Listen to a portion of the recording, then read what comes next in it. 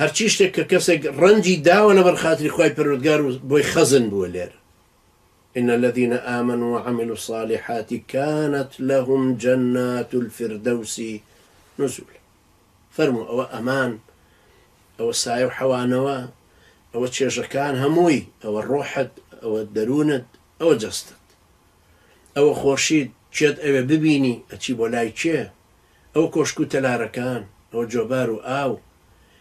آخر خلقان يقوازنا الله مسلمان كان جل كراون لبر ترجيع كرن بو بهشتي قيامت كبيبينن لبرو بأميدي أون لبهشتا أمشتانيان بدرته انجا الله لبروي مسلمان كان مادي ابن تشيجي مادي هر أمان أخوة باسي أماني بو كردو إخوة ولا الدنيا بدوية ما راكن داوين بي سي ولا حدا كان آوسي رئيس جمهور بحساب تنازلي كردوه يتيوكو برلسكوني همو بأم داوين بيسان بيوز بنايان ناكا لولاتي ايمو لولاتي در كافر باسي همو كافركم هم كافر ومشرك طاغوتاني شيتر يخو جاري ون نلا آفرت وستنوا نلا دزي نلا حرام خواردن نلا بينا كردن لسر أساسي حرام نلا دزيني سروت سامان وبر كردن لحساباتي دروا نتشيجي خوراكتا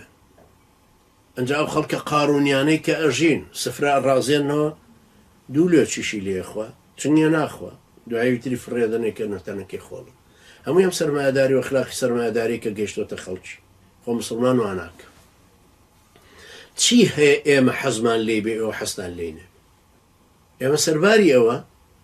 وكو رابعي عدوي فرمو ايما خوا برستين لبروي واجب خوا ببرستين اما يتر خوي امان خاطب بهشتيات جهنم ارادة خويتي وهرچي شتيكيش فرمان بدهر بعدلي خويتي